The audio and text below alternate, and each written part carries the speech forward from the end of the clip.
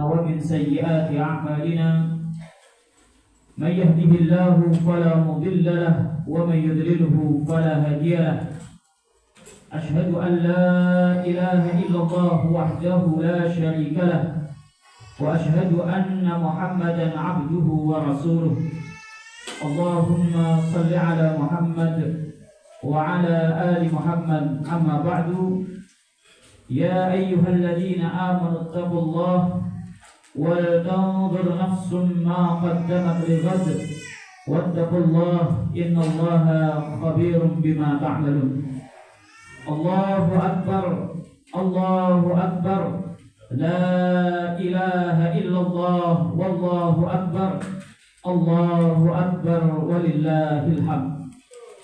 Ma'asyiral muslimin jamaah salat Idul Adha rahimakumullah. Alhamdulillahirabbil alamin. Pada kesempatan pagi hari ini kita masih diberikan kesempatan hidup oleh Allah Subhanahu wa taala. Dan Allah Subhanahu wa taala masih berkenan memberikan hidayah kepada kita.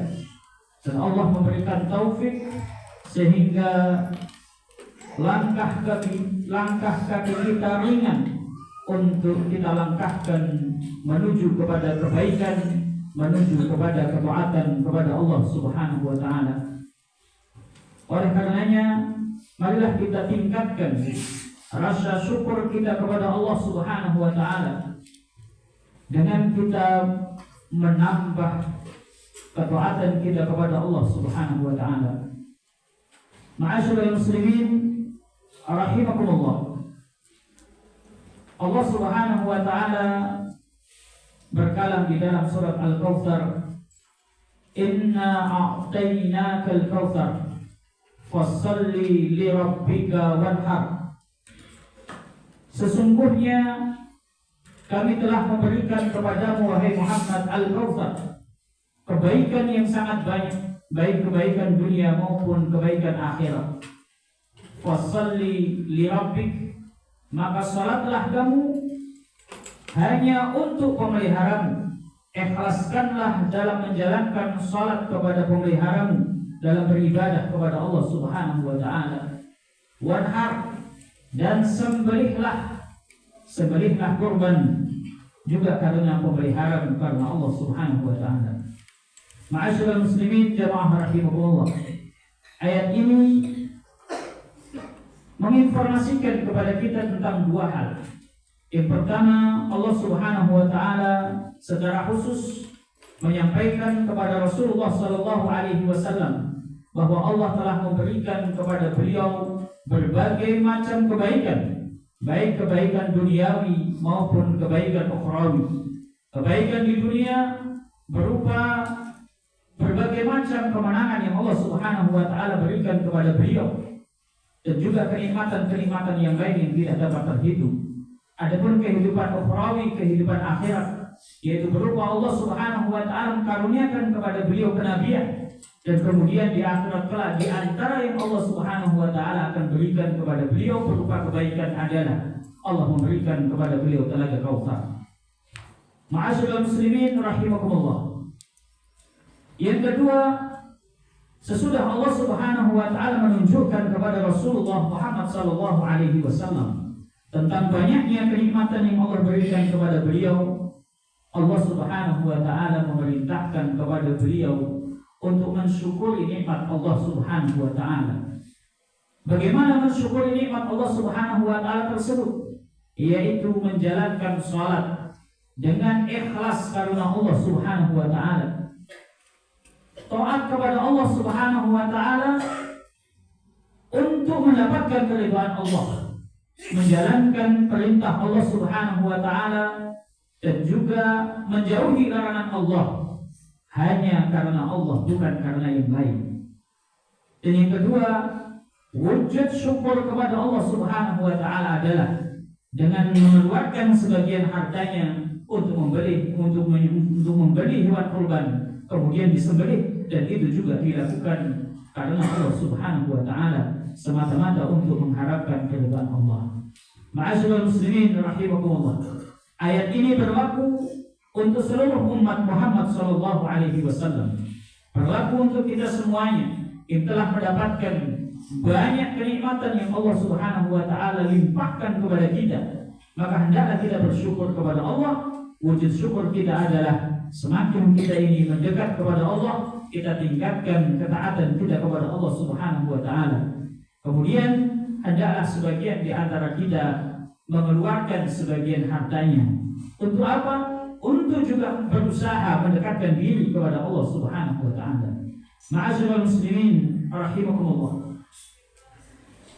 Dulu ketika Allah Subhanahu wa taala menurunkan syariat kepada Nabi Adam alaihi salam supaya diberlakukan kepada keturunannya, kepada putra dan putrinya, Allah mensyariatkan pada saat itu untuk menikahkan putra dan putrinya secara silang. Disebutkan di dalam kitab tafsir bahwa Hawa, istri Nabi Adam alaihi salam, setiap kali melahirkan, fi kulli batnin rajulun wa imra'atun, setiap kali melahirkan dalam satu perut, maka beliau melahirkan dua, yang satu laki-laki dan yang satu adalah perempuan. Yang pertama kali terlahir adalah Qabil, kemudian saudara perempuannya yang bernama Iklimah. Kemudian yang kedua terlahirlah anak laki-laki yang diberi nama Habil, kemudian yang perempuan diberi nama Labuda. Ketika Allah Subhanahu wa taala mensyariatkan supaya Nabi Adam alaihissalam menikahkan secara silang, yaitu Qabil dinikahkan dengan saudara perempuannya Habil, yaitu Labuda. Sedangkan Habil hendaklah dinikahkan dengan saudara perempuannya Qabil, yaitu Iklimah. Maka Qabil pada saat itu menentang hukum Allah Subhanahu wa taala, dia tidak mau terima. Bahkan dia mengatakan kepada bapaknya bahwa ini adalah muncul dari pikiran bapak, bukan merupakan perintah Allah Subhanahu wa taala. Karena keduanya belum mau atau belum bisa menjalankan syariat ini. Qabil terutama dia tidak mau menjalankan ketetapan Allah Subhanahu wa taala, maka Allah memerintahkan kepada Nabi Adam alaihissalam supaya kedua putranya, yaitu Qabil dan Habil, melakukan kurban. Maka Nabi Adam mengatakan, fa'ayyukuma, maka siapa di antara keduanya tuqub bila kurbanuhuma, kurbannya diterima, maka dia yang berhak untuk menikahi, yaitu Iklimah. Nah, para jamaah rahimakumullah, Iklimah saudara perempuannya Qabil itu lebih cantik daripada saudara perempuannya Habil. Ringkas ceritanya, lantas keduanya melakukan kurban. Qabil karena kesibukan hariannya dia bercocok tanam, maka dia kemudian mempersembahkan yang terburuk dari hasil panennya. Dari hasil panen dia pilih yang terburuk, dan di dalam hatinya dia mengatakan, aku tidak peduli apakah kurbanku diterima oleh Allah Subhanahu wa taala atau tidak diterima oleh Allah. Sedangkan Habil kesibukan hariannya dia berternak, memelihara domba. Maka dia pergi ke dombanya, kemudian dia pilih domba yang terbaiknya, yang paling dia sukai, yang paling baik, untuk dia gunakan sebagai bentuk pendekatan diri kepada Allah Subhanahu wa taala. Jamaah rahimahullah, Habil di dalam hatinya dia mengatakan bahwa aku memilihkan yang terbaik untuk Allah dengan harapan Allah ridho dengan pengorbananku ini. Maka jamaah rahimahullah, Allah Subhanahu wa taala mengatakan, fatuqbila min ahadihima wa lam yutaqabbal min al-akhar. Akhirnya kurban salah satu dari kedua putra Nabi Adam alaihissalam diterima oleh Allah Subhanahu wa taala, sedangkan yang lain tidak diterima oleh Allah. Allah menerima kurban yang dipersembahkan oleh Habil, dan Allah Subhanahu wa taala tidak berkenan untuk menerima kurban yang dipersembahkan oleh Qabil. Ma'asyiral muslimin rahimakumullah. Kemudian Qabil merasa bahwa orang-orang kemudian mengatakan bahwa Habil lebih baik daripada dirinya. Dan juga karena korban Habil yang diterima oleh Allah Subhanahu wa taala, maka Habil yang berhak untuk menikahi saudari perempuannya yaitu Ikrimah yang lebih cantik daripada Al-Abuja. Maka muncullah hasad, muncullah kedengkian dari dalam hati Qabil. Kemudian dia mendatangi saudaranya yaitu Habil dan mengatakan, qala la'aqtulannak, aku akan membunuhmu. Ketika diancam bunuh, maka Habil mengatakan kepada kakaknya, ma dambi, apa dosaku sehingga engkau hendak membunuhku? Maka kata Qabil, yang pertama, taqabbalallahu qurbanak wa lam yataqabbal minni. Allah menerima korbanmu sedangkan korbanmu tidak diterima oleh Allah Subhanahu wa taala. Itu yang pertama. Yang kedua, engkau menikahi saudari perempuanku yang cantik dan aku menikahi saudara perempuanmu yang tidak cantik, sehingga orang-orang mengatakan bahwa engkau lebih baik dariku dan anak-anakmu berbangga atas anak-anakku. Ma'asyiral muslimin rahimakumullah. Jawaban yang tidak nyambung dengan persoalan, dengan kenapa dia kemudian hendak membunuh saudaranya yaitu Habil. Maka kemudian Habil menyampaikan kepada kakaknya, innama yataqabbalullahu minal muttaqin. Soal korban, kenapa korbanku diterima dan korbanku tidak? Korban hanya diterima oleh Allah Subhanahu wa taala dari orang-orang yang bertakwa. Korban yang diterima oleh Allah adalah korban yang dilakukan dengan landasan ketakwaan kepada Allah Subhanahu wa taala. Ma'asyiral muslimin rahimakumullah, dari kisah ini kita bisa mengambil pelajaran bahwa bagaimana niat kita dalam berkorban, bagaimana niat kita dalam mengeluarkan harta kita untuk Allah Subhanahu wa taala. Tatkala kita dasari dengan ketaatan kepada Allah, kita menjalankannya sungguh-sungguh untuk mendapatkan keridhaan Allah Subhanahu wa taala, maka sekecil apapun yang kita keluarkan, walaupun di mata manusia dilihat remeh, di mata manusia dianggap sesuatu yang kurang baik, tetapi manakala itu adalah berasal dari ketakwaan hati kita, kita bersungguh-sungguh dalam menjalankannya, kita benar-benar mengharapkan keridhaan Allah Subhanahu wa taala, dan kita sudah melakukan sesuai dengan kemampuan kita, batas maksimal kita sampai di situ, maka ketahuilah insyaallah itulah yang akan diterima oleh Allah Subhanahu wa taala. Maka Rasulullah sallallahu alaihi wasallam di dalam hadis mengatakan bahwa innallaha la yanzuru ila suwarikum wa amwalikum walakin yanzuru ila qulubikum wa a'malikum. Allah Subhanahu wa taala tidak akan melihat kepada zahir bentuk rupa kalian, dan juga Allah tidak melihat kepada harta kalian, sebanyak apa harta yang kalian miliki, seganteng apa wajah kalian atau secantik apa wajah kalian, dan sebagus apa penampakan kalian. Allah tidak peduli dengan hal itu. Walakin yanzur ila qulubikum wa a'malikum, akan tetapi Allah melihat kepada isi hati kalian, bagaimana hati kalian dalam menjalankan ketakwaan kepada Allah Subhanahu wa taala, bagaimana faktanya amal kalian, ketaatan kalian kepada Allah, itu yang akan dilihat. Begitu pula dalam hal kurban, Allah tidak akan melihat kepada bentuk kurban kita, warnanya apa, gedenya seberapa, harganya seberapa. Allah tidak akan melihat kepada itu, tapi Allah akan melihat kepada hati dan amaliyah kita. Apakah kita melakukan yang ikhlas karena Allah Subhanahu wa taala, atau karena ingin berbangga-bangga, atau karena sesuatu yang lain yang bukan karena Allah Subhanahu wa taala. Ma'asyiral muslimin rahimakumullah, maka Allah Subhanahu wa taala mengingatkan, la yanalallaha luhumuha wala dima'uha walakin yanaluhu taqwa minkum. Allah tidak perlu kepada daging maupun darahnya, tidak akan sampai kepada Allah luhumuha wala dima'uha, daging-daging kurban yang kalian sembelih dan juga darah-darahnya. Allah tidak perlu dengan itu. Tapi yang akan sampai kepada Allah Subhanahu wa taala adalah at-taqwa minkum. Ma'asyiral muslimin rahimakumullah, ayat-ayat ini mengingatkan kepada kita bahwa kita diperintahkan oleh Allah Subhanahu wa taala untuk menjalankan segala sesuatu dalam kehidupan ini dalam rangka bertakwa kepada Allah. Maka hendaklah kita lakukan salat kita. Inna salati wa nusuki wa mahyaya wa mamati lillahi rabbil alamin.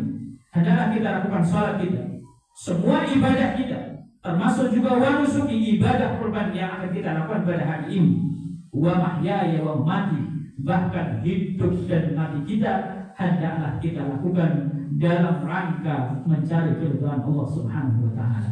Ma'asyiral muslimin rahimakumullah, kita tidak akan bisa menjalankan ibadah, kita tidak akan bisa mengisi kehidupan ini untuk mendapatkan keridhaan Allah Subhanahu wa taala tanpa dasar ilmu. Oleh karenanya, hendaklah setiap kita meluangkan waktu untuk bisa menghadiri majelis ilmu, mempelajari ayat-ayat Allah Subhanahu wa taala dan sunnah-sunnah Rasulullah sallallahu alaihi wasallam supaya paham, supaya mengerti apa yang seharusnya dikerjakan dalam kehidupan dunia ini, dengan harapan kita betul-betul mendapatkan keridhaan Allah Subhanahu wa taala sesuai yang kita inginkan. Ma'asyiral muslimin rahimakumullah, khutbah saya yang terakhir saya sampaikan secara khusus kepada kaum ibu, kepada kaum perempuan. Rasulullah sallallahu alaihi wasallam di dalam riwayat yang disampaikan oleh Imam Bukhari dan Muslim,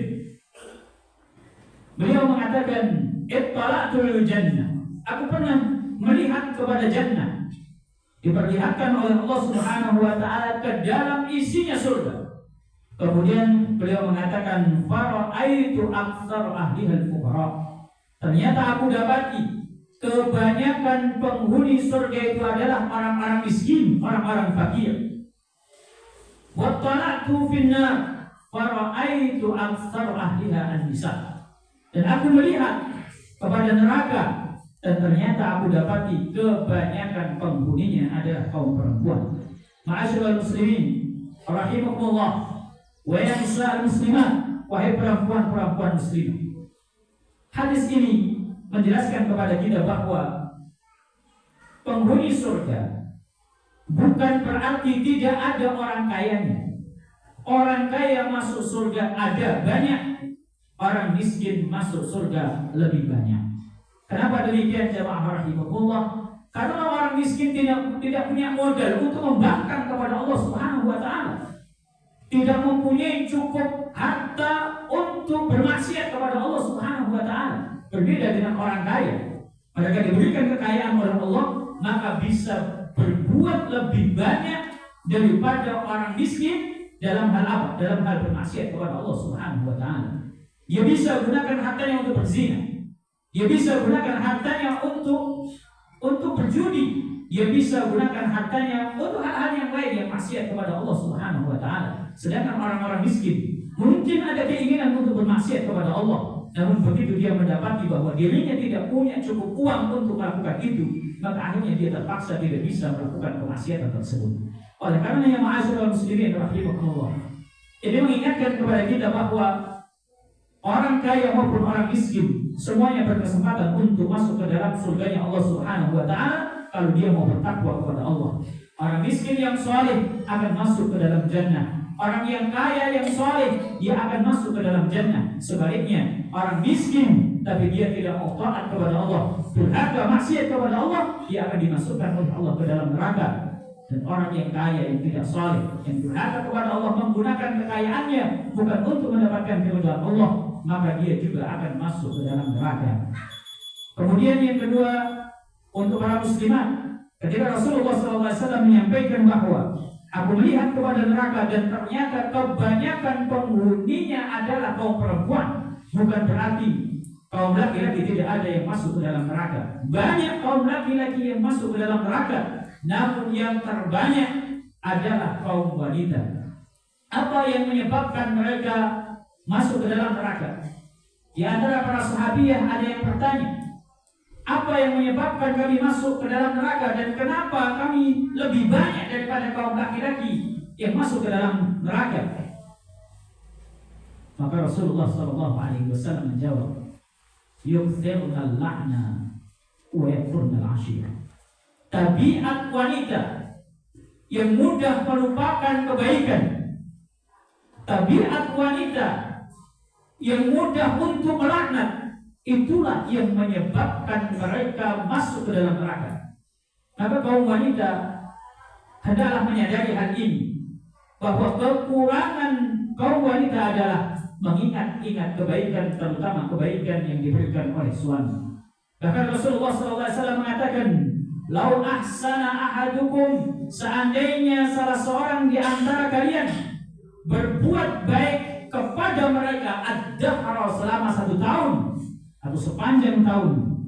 Tsumma ra'at, kemudian perempuan tadi melihat satu keburukan dari kalian, maka perempuan akan mengatakan ma ra'aitu minkal khair qattu, aku tidak pernah melihat kebaikan dalam dirimu sedikit pun. Ma'asyiral muslimin rahimahullah, maka para ulama menyarankan supaya kita tidak terjerumus ke dalam neraka, supaya kaum wanita khususnya tidak mudah masuk ke dalam neraka, maka hendaklah memperbanyak yang pertama menghadiri majelis-majelis ilmu supaya mengerti apa yang seharusnya dilakukan sebagai seorang perempuan, apa hak suami yang harus ditunaikan, apa kewajiban yang harus dia jalankan supaya bisa selamat dari neraka Allah Subhanahu wa taala. Yang kedua, supaya lebih berhati-hati lagi dalam mensyukuri nikmat yang diberikan oleh kaum laki-laki, yang diberikan oleh suami, supaya tidak mudah kemudian dilupakan begitu saja. Ingat-ingatlah kebaikan tersebut, sekecil apapun, maka itu akan menyebabkan Allah Subhanahu wa taala ridho kepada kita dan Allah Subhanahu wa taala menjauhkan kita dari nerakanya. Innallaha wa malaikatahu yusholluna 'alan nabi ya ayyuhalladzina amanu shallu 'alaihi wa sallimu taslima. Allahumma shalli wa sallim wa barik 'ala Muhammad wa 'ala ali Muhammad. Allahumma ighfir lil mu'minina wal mu'minat wal muslimina wal muslimat al ahya'i minhum wal amwat innaka sami'un qaribun mujibud da'awat. Allahumma ighfir lana wa li ikhwanina alladhina sabaquna bil iman ولا تجعل في قلوبنا غلا للذين آمنوا ربنا إنك رؤوف رحيم. اللهم انصر إخواننا المجاهدين والمستضعفين والمظلومين في فلسطين وفي كل مكان. اللهم عليك بالصهيونيين المعتدين ومن يشاركهم ويعيدهم. اللهم أحصهم عددا واقتلهم بددا ولا تبق منهم أحدا. اللهم إنا نسألك الجنة ونعوذ بك من النار. اللهم إنا نسألك حسن الخاتمة ونعوذ بك من سوء الخاتمة. ربنا لا تؤاخذنا إن نسينا أو أخطأنا. ربنا ولا تحمل علينا إصرا كما حملته على الذين من قبلنا. ربنا ولا تحملنا ما لا طاقة لنا به. واعف عنا واغفر لنا وارحمنا أنت مولانا فانصرنا على القوم الكافرين. ربنا آتنا في الدنيا حسنة وفي الآخرة حسنة وقنا عذاب النار. وصلى الله وسلم وبارك على محمد وعلى آل محمد والحمد لله رب العالمين. والعفو منكم والسلام عليكم ورحمة الله وبركاته.